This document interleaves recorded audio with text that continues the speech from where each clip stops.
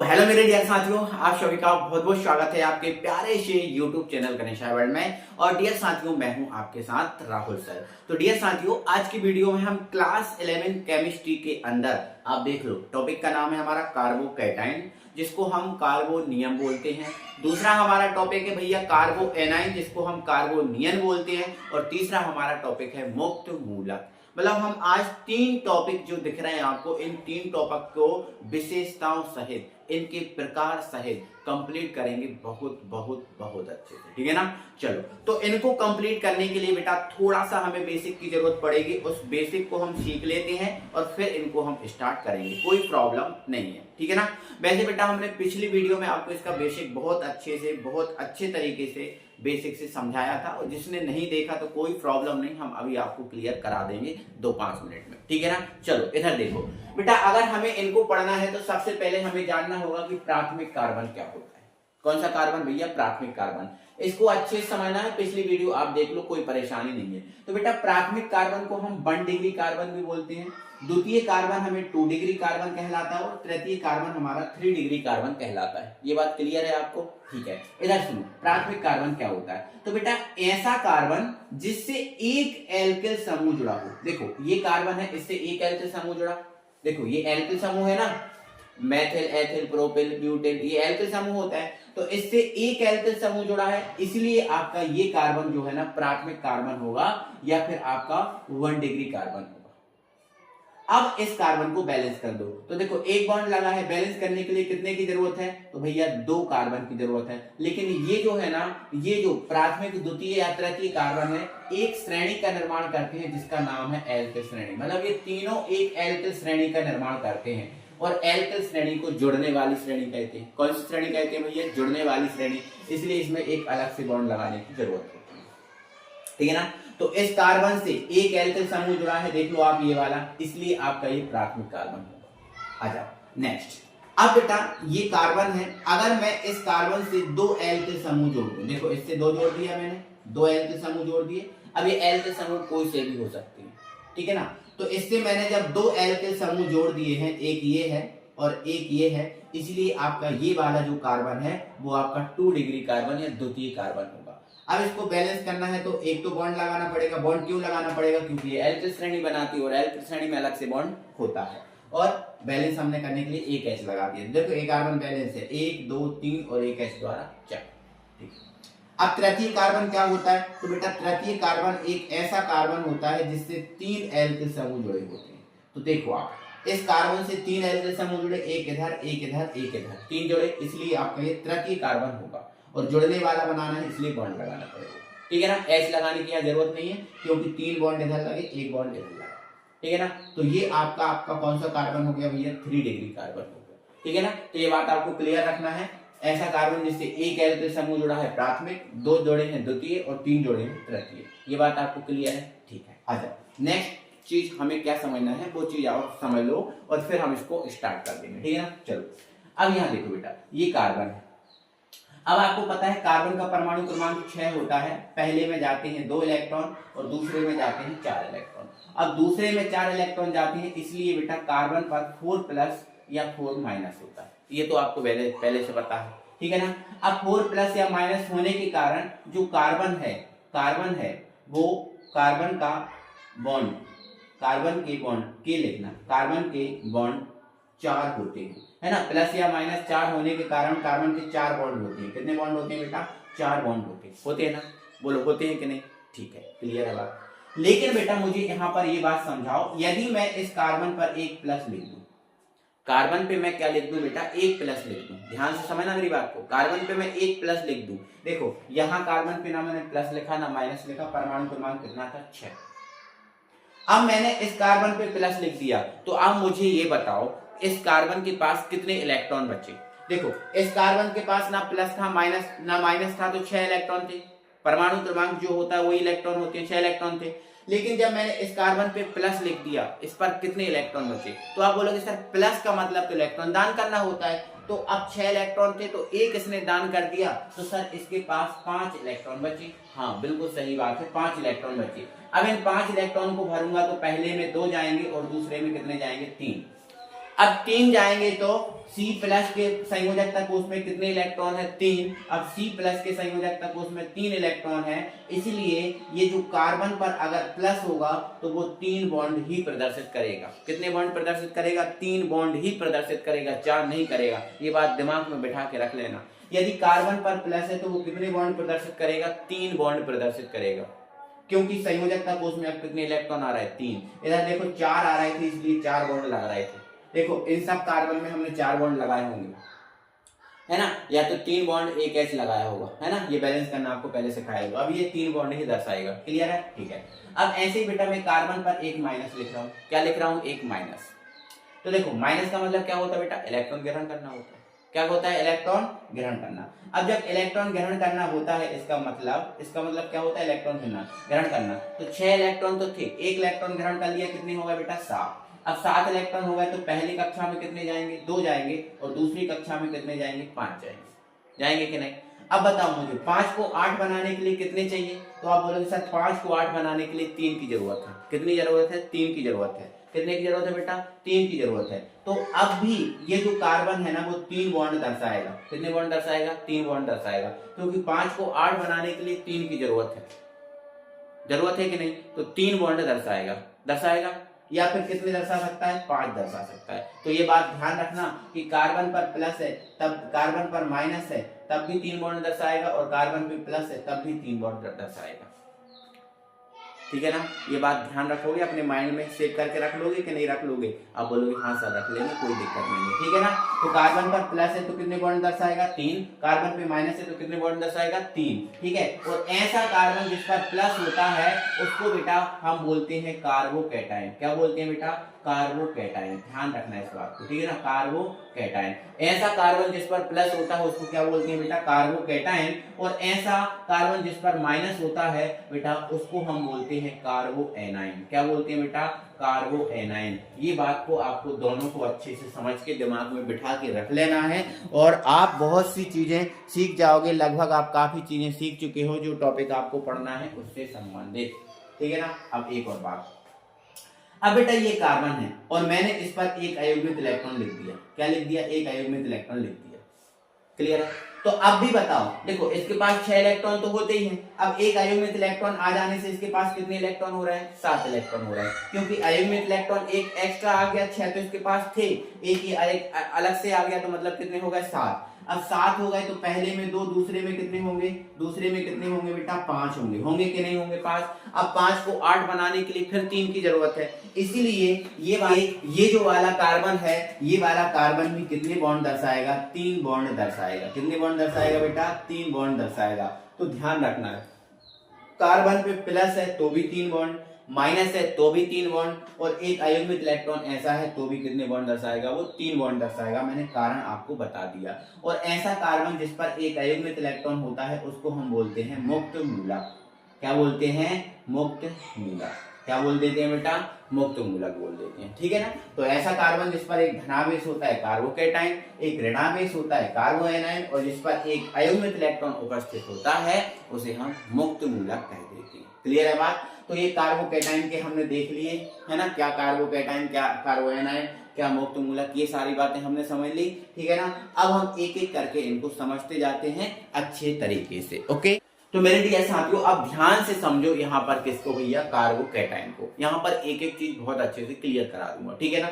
देखो इधर, देखो पहले तो देखो एक शब्द यहाँ लिखा है बिस्मांस विखंडन। ये बिस्मांस विखंडन क्या होता है वो ध्यान से समझो। देखो भैया, देखो भाई, ये मान के चलो मेरे पास A और ये जो B है ना, A और B है, ये 2 परमाणु हैं जो आपस में सहसंयोजी बंध द्वारा बंधे हैं। कौन से बंध द्वारा बंधे हैं? सहसंयोजी बंध। देखो ये जो बंध है कौन सा बंध है? सहसंयोजी बंध। अब सहसंयोजी बंध साझे से बनता है। किससे बनता है? साझे से बनता है। मतलब भैया यहाँ पर ये जो बॉन्ड है, इस बॉन्ड के जितने भी इलेक्ट्रॉन, देखो सिंगल बॉन्ड है तो आपको पता है सिंगल बॉन्ड कितने इलेक्ट्रॉन से बनता है? आप बोलोगे सर 2 इलेक्ट्रॉन से बनता है। कितने इलेक्ट्रॉन से बनता है? 2 इलेक्ट्रॉन से। अब इन 2 इलेक्ट्रॉन में एक इलेक्ट्रॉन इसका है और एक इलेक्ट्रॉन इसका है, मतलब ये जो दोनों इलेक्ट्रॉन है वो साझे के इलेक्ट्रॉन है। क्यों है? क्योंकि एक इलेक्ट्रॉन इसका है और एक इलेक्ट्रॉन इसका है।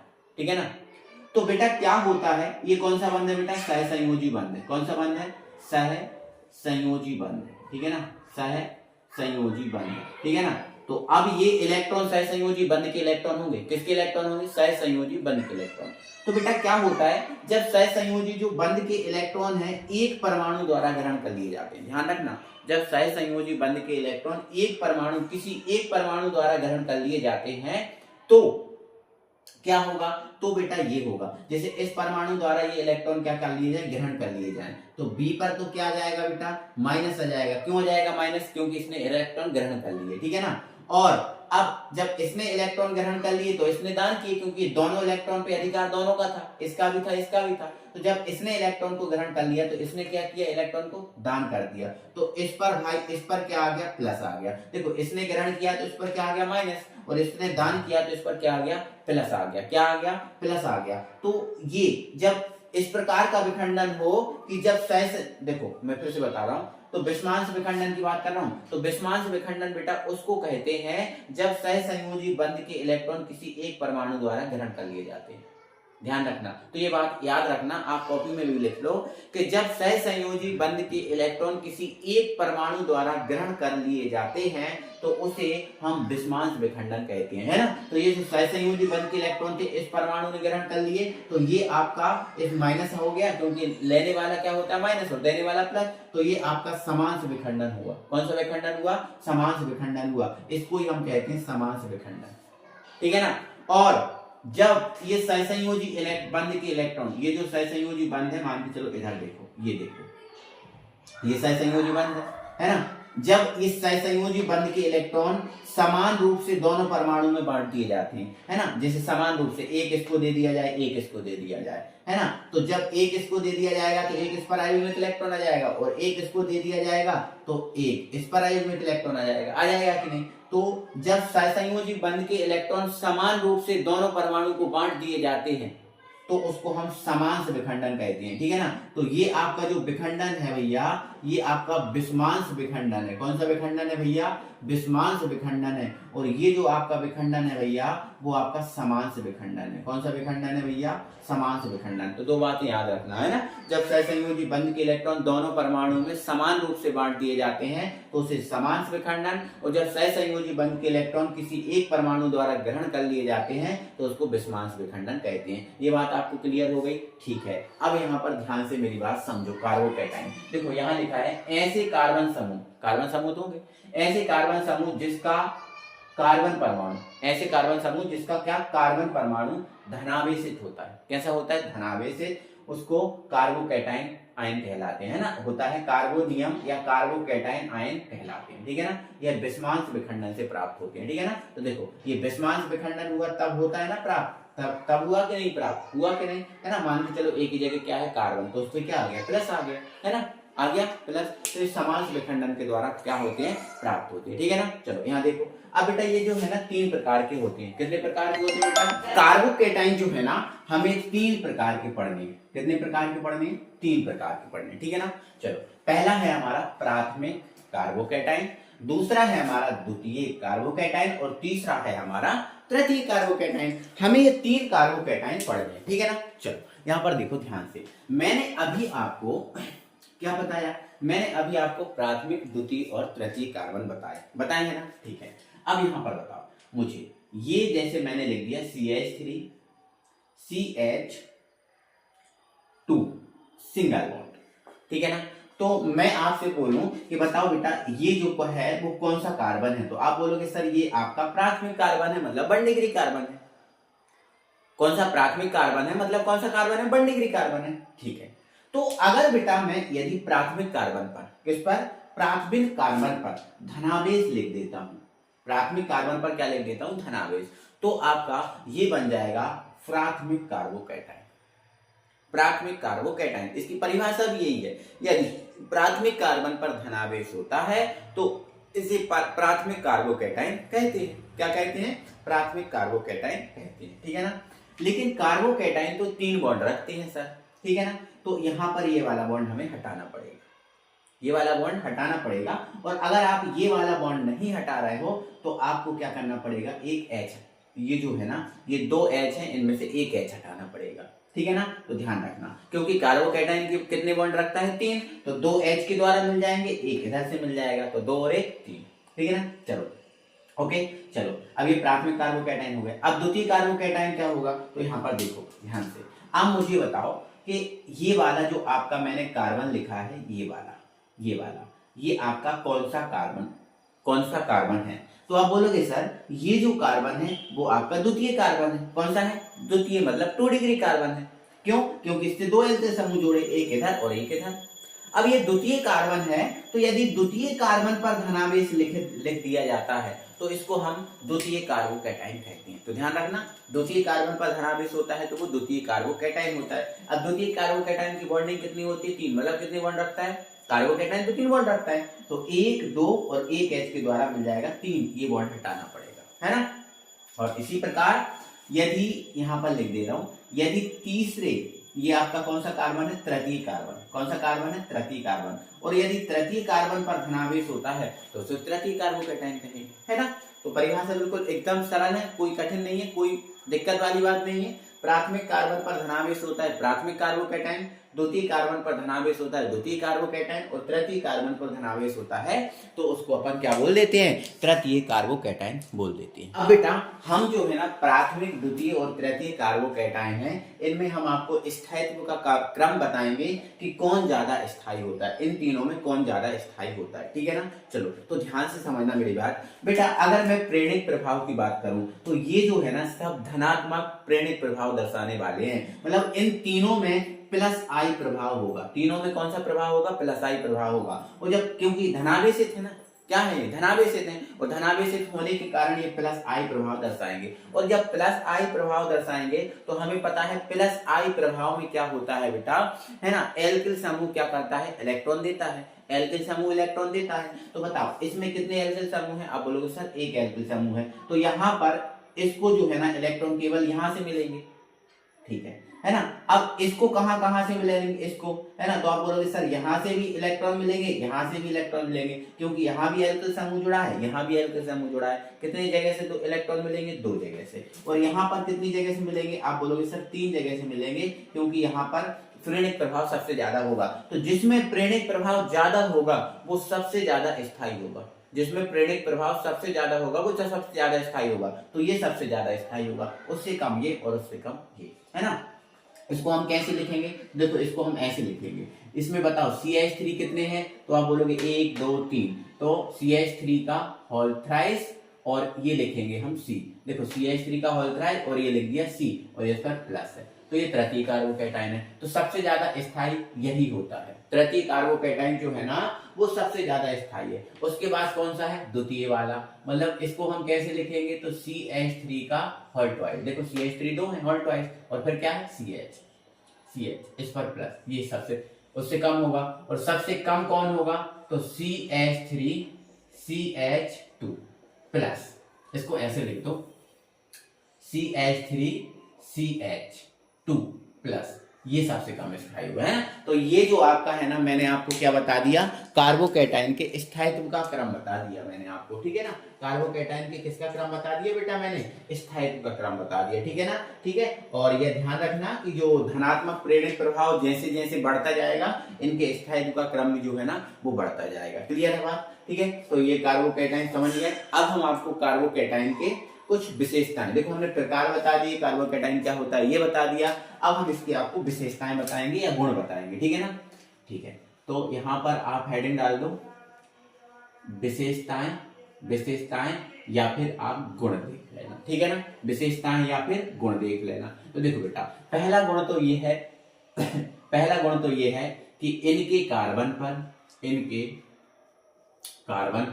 कार्बन पर धनावेश होता है। क्या होता है भैया, धनावेश होता है। इनके कार्बन पर क्या होता है, धनावेश होता है, ठीक है। होता है कि नहीं, देखो इनके सब पे धनावेश है तो मतलब इनके कार्बन पर धनावेश होता है, ठीक है। अच्छा दूसरी विशेषता ये है कि दूसरी विशेषता क्या है कि यह अति क्रियाशील होते हैं। ये अति क्या होते हैं, क्रियाशील होते हैं। अच्छा अति क्रियाशील सर क्यों होते हैं, अति क्रियाशील होते हैं। अच्छा सर ये अति क्रियाशील क्यों होते हैं, तो देखो अभी देखो इन पर क्या है, धनावेश है, धनावेश है। अब धनावेश के कारण ये क्या करेंगे, ऋणावेश को ढूंढेंगे, है ना, क्योंकि हमने आपको बहुत पहले समझा दिया था। देखो कार्बन जो है ना, परमाणु केवल स्वतंत्र अवस्था में ही स्थायी होता है। अगर इस पर प्लस या माइनस लगा दिया जाए तो ये क्या होगा, अस्थायी हो जाएगा। क्योंकि जैसे मान के चलो हमें बुखार चढ़ता है तो हम क्या स्थायी रहते हैं? आप बोलोगे सर नहीं रहते, क्यों? क्योंकि हमें जैसे ही बुखार चढ़ता है हम इस वाले डॉक्टर को देखते हैं, इससे फायदा नहीं लगता, दूसरे के पास जाते हैं, ऐसा करते हैं ना। तो ऐसे ही समझ लेना कि जब कार्बन पर प्लस होता है तो वो अस्थायी हो जाता है, और अस्थायी कभी स्थायी कभी शांत बैठेगा नहीं, इसलिए ज्यादा क्रियाशील होती है। ठीक है ना, चलो, क्योंकि प्लस वाले किसको ढूंढने में लग जाएंगे, माइनस को ढूंढने में लग जाएंगे। ठीक है ना, चलो, है ना। अगली बात, इनमें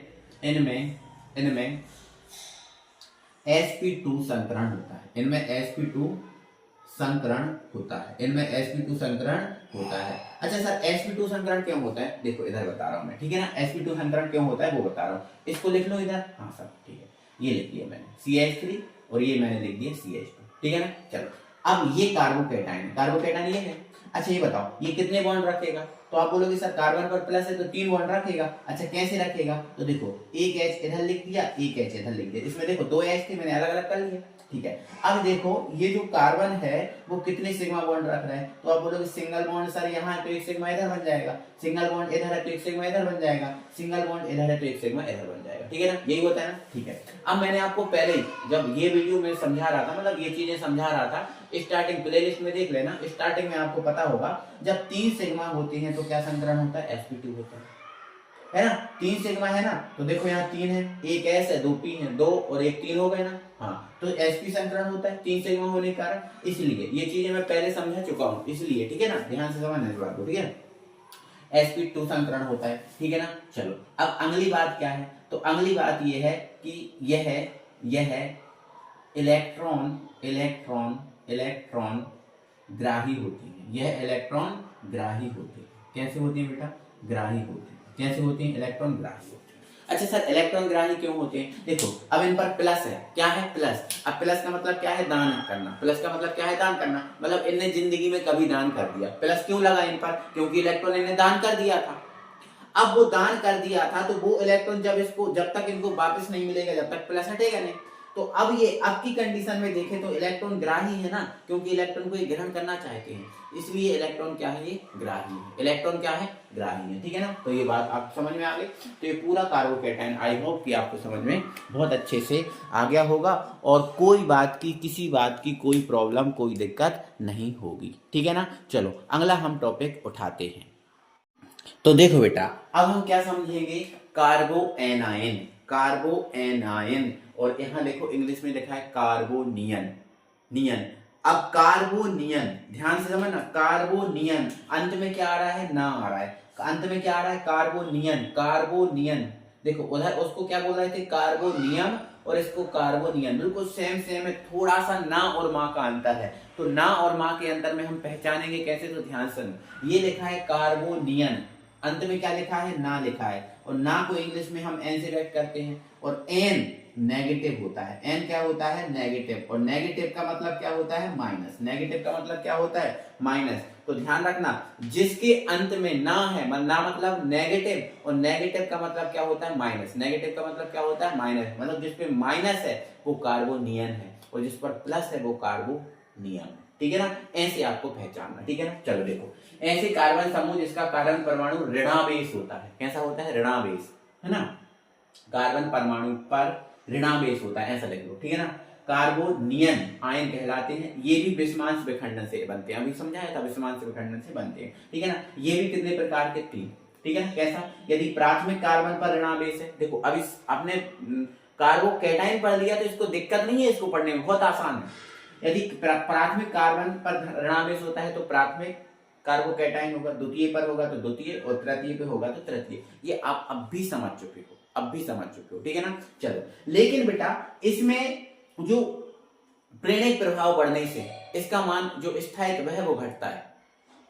इसमें अगर प्रेरक प्रभाव बढ़ेगा, क्या बढ़ेगा भैया? प्रेरक प्रभाव बढ़ेगा, है ना, क्योंकि इसमें आपका प्लस आई प्रभाव तो होगा नहीं, क्योंकि माइनस वाले हैं। अब माइनस वाले हैं तो इसमें माइनस आई प्रभाव होगा, और जब माइनस आई प्रभाव बढ़ेगा तो इसका स्थायित्व घटेगा। माइनस आई प्रभाव बढ़ेगा तो इसका स्थायित्व क्या होगा बेटा, घटेगा। इसका स्थायित्व क्या होगा, घटेगा। ये वाली बात आपको ध्यान रखनी है कि जब माइनस आई प्रभाव जो बढ़ेगा ना तो इसका जो है ना स्थायित्व क्या होगा, घटेगा। और जब इसका स्थायित्व घटेगा तो सबसे ज्यादा जो स्थायी है वो कौन सा होगा, तो सबसे ज्यादा स्थायी फिर ये होगा। क्योंकि अब जब देखो प्रेरक प्रभाव बढ़ रहा है, प्रेरक देखो माइनस आई प्रभाव बढ़ रहा है, इधर कौन सा प्रभाव, माइनस, क्योंकि माइनस वाले हैं तो माइनस आई प्रभाव बढ़ेगा। अब माइनस आई प्रभाव जैसे जैसे ये बढ़ता जाएगा तो ये घटता जाएगा, तो इसका सबसे कम स्थायी ये होगा, उससे ज्यादा ये, उससे ज्यादा है, तो सबसे ज्यादा स्थायी कौन होगा, यहाँ, और ये वाला होगा, ठीक है ना। कौन सा होगा, कौन सा ज्यादा, कौन सा होगा भैया, ये वाला, है ना। मतलब CH3 CH2 माइनस, ये सबसे ज्यादा स्थायी होगा। उससे कम कौन होगा, तो उससे कम ये होगा, तो CH3 का होल ट्वाइस, और ये C है ना, CH इस पर माइनस, और इससे कम कौन होगा, तो CH3 का होल थ्राइस, ये वाला, और ये C, ये है ना। मैं एक बार देख लूं आपको बोर्ड पर दिख रहा है कि नहीं, थोड़ा, हाँ दिख रहा है, कोई दिक्कत नहीं है वैसे, थोड़ी सी ज़्यादा, एक मिनट, थोड़ा सा कैमरा को एडजस्ट कर दे रहा हूँ, ठीक है, हाँ अब दिख रहा है सबको, है ना। चलो, है ना।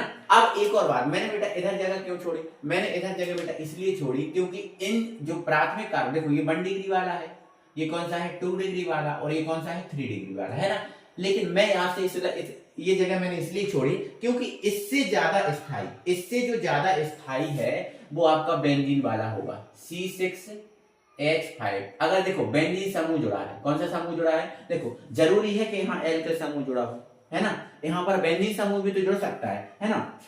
जैसे मान के चलो C6H5 और ये लिखा है CH2, है ना। इस पर अगर माइनस आ गया तो ये भी कार्बो एनाइन होगा कि नहीं। लेकिन यहाँ पर एल्किल समूह ना जुड़ के कौन सा समूह जुड़ गया, बेंजीन समूह जुड़ा। तो बेंजीन समूह अगर जुड़ा है तो बेंजीन समूह वाला जो है ना इससे ज्यादा स्थायी होगा, इससे ज्यादा स्थायी होगा बेंजीन समूह वाला, ध्यान रखना। इससे ज्यादा स्थायी कौन होगा, बेंजीन समूह वाला, ठीक है ना। और इससे ज्यादा स्थायी, अभी एक बेंजीन समूह वाला है, इससे ज्यादा स्थायी आपका कौन होगा, बेंजीन वाले। देखो बेंजीन कार्बोनियम है, ये बेंजीन कार्बोनियम है, और इससे भी ज्यादा स्थायी होगा कौन, एथिल कार्बोनियम। कौन सा, एथिल कार्बोनियम। देखो ये एथिल हो गया, कौन हो गया, ये एथिल हो गया, ये होल्टवाइज वाला ज्यादा स्थायी होगा, ठीक है ना। तो ये ऑब्जेक्ट में आ जाते हैं आपको, तो इसलिए मैंने बता दिए, है ना। वो ऑब्जेक्ट में पूछ लेता है कि इससे ज्यादा कौन स्थायी, क्या इनमें और इनमें कौन ज्यादा स्थायी है, तो मैंने ये ऑब्जेक्ट बन जाते हैं, इसलिए मैंने बता दिया आपको, ठीक है ना। चलो, और ठीक है, चलो इनके कार्बन पर ऋणावेश होता है, विशेषता ये अतिक्रियाशील होती है, ठीक है। इनमें sp2 संकरण होता है, बिल्कुल 3 बॉन्ड ये भी रखते हैं, तो sp2 संकरण इनमें भी होगा, ठीक है। ये इलेक्ट्रॉन दाता होते हैं, देखो क्योंकि इन पर माइनस होता है, अब माइनस है तो इलेक्ट्रॉन का क्या करेंगे, दान करेंगे, क्या करेंगे, दान करेंगे। मतलब ये कौन होते हैं बेटा, ये इलेक्ट्रॉन दाता होते हैं, ये ग्राही नहीं होते, ये इलेक्ट्रॉन क्या होते हैं, दाता होते हैं, ठीक है ना।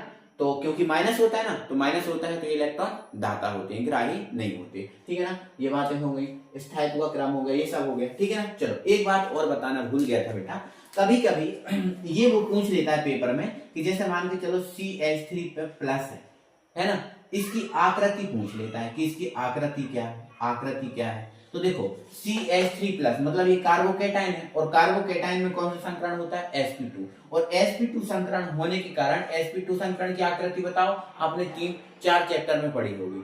तो sp2 संकरण की आकृति होती है प्रामिडीय, कैसी होती है, प्रामिडीय। तो इसकी आकृति आपको क्या देना है, प्रामिडीय देना है। तो ध्यान रखना CH3 प्लस की आकृति या कोई सा भी कार्बोकेटाइन है उसकी आकृति कैसी देना है, आपको प्रामिडीय देना है। और कार्बो एनाइन की आकृति भी कौन सी होगी, प्रामिडीय होगी, क्योंकि इस पर माइनस है, और माइनस होने के कारण इसमें भी संकरण sp2 है ना। तो चाहे ये हो चाहे ये हो, इसकी आकृति कैसी देना है, आपको प्रामिडीय देना है। क्या देना है, प्रामिडीय देना है, ठीक है ना। चलो मुझे उम्मीद है बेटा कि ये आपको दोनों टॉपिक बहुत अच्छे से क्लियर हो गए होंगे। अब हमारा कौन सा टॉपिक बता है, तो अब हमारा टॉपिक बता है बेटा मुक्त मूलक। तो बेटा अब जो है ना मुक्त मूलक को भी देख लो, जल्दी से फिनिश हो जाएगा, कोई दिक्कत नहीं है। ऐसे कार्बन समूह जिसके कार्बन परमाणु पर एक अयुग्मित इलेक्ट्रॉन होता है। अब यहाँ देखो अयुग्मित इलेक्ट्रॉन होगा, ये हालांकि मैं पहले ही समझा देता हूँ। देखो ये अयुग्मित इलेक्ट्रॉन बैठा है, ये बैठा है, देखो अभी प्लस माइनस नहीं बैठा, एक अयुग्मित इलेक्ट्रॉन बैठा है, तो ये आपका कार्बो सॉरी मुक्त मूलक होगा, ठीक है ना। तो मुक्त मूलक कहलाती है समान से विखंडन से। कौन से विखंडन से बनती है? समान से विखंडन से, विषमान से नहीं, समान से बनती है, ठीक है। तो ये भी 3 टाइप की होगी। प्राथमिक सॉरी यहाँ पर कार्बोकैटाइन हो गया बेटा। यहाँ पर आपको जो है ना, अभी मैं पढ़ा रहा था ना कार्बो एनाइन, उसमें कार्बो एनाइन लिखना था, ठीक है ना, और कार्बोकैटाइन ही लिखा हुआ चला गया, है ना, ध्यान ही नहीं दिया इस पर, है ना। तो थोड़ा सा इस पे सुधार कर लेना आपको, ठीक है ना। चलो यहाँ पर है ना थोड़ा सुधार कर लेना। इसको प्राथमिक मुक्त मूलक बोलेंगे, मुक्त मूलक, ठीक है ना। तो प्राथमिक मुक्त मूलक किसको बोलेंगे? यदि प्राथमिक कार्बन पर एक अयुग्मित इलेक्ट्रॉन होता है तो इसको प्राथमिक मुक्त मूलक कहेंगे, ठीक है ना। अब द्वितीय मुक्त मूलक क्या होगा? यदि द्वितीय कार्बन पर, कौन से कार्बन पर? द्वितीय कार्बन पर एक अयुग्मित इलेक्ट्रॉन होता है तो उसे द्वितीय मुक्त मूलक कहेंगे। और यदि तृतीय कार्बन पर एक अयुग्मित इलेक्ट्रॉन होता है तो उसको तृतीय मुक्त मूलक कहेंगे। ऐसा ये इसके उदाहरण है ना, ये तीनों इसके क्या है? उदाहरण, ठीक है ना। अब यहाँ ना तो प्लस है ना तो माइनस है, ना तो प्लस है ना तो माइनस है, मतलब इंडक्टर एक है बढ़ेगा, कौन सा वाला? प्लस वाला, है ना। तो जैसे जैसे ये बढ़ता जाएगा इसका स्थायित्व बढ़ता जाएगा। सबसे ज्यादा प्रेरक प्रभाव इसमें होगा, है ना, फिर इसमें और फिर इसमें, तो इसलिए इसका स्थायित्व सबसे ज्यादा ये रहेगा, ठीक है। और फिर ये वाला और फिर ये वाला, ठीक है ना। और इससे भी जो है ना कम, वो कौन से में होगा? प्राथमिक जो है ना कौन सा? मैथिल मुक्त मूलक में। देखो ये मैथिल है अकेला तो ये मैथिल मुक्त मूलक है, ठीक है ना, ध्यान रखना इसको, ठीक है ना। विशेषताएं, इनके कार्बन पर अयुग्मित इलेक्ट्रॉन होता है, ये अतिक्रियाशील होते हैं, और इनमें संकरण कौन सा होता है? sp2 होता है। कौन सा होता है? sp2 होता है, ठीक है ना। तो अपने काफी कुछ हद तक चीजों को जाना, कुछ चीजों को समझा हमने। मुझे उम्मीद है कि आपको जितना मैंने आज की वीडियो में समझाया है, जितना मैंने आपको पढ़ाया है, ये बातें आपको समझ में आई होंगी। तो एक बार जरूर से दिल से वीडियो को लाइक कर दीजिए, ठीक है ना। फिर मिलेंगे अगली वीडियो में, तब तक के लिए बाय बाय, जय हिंद।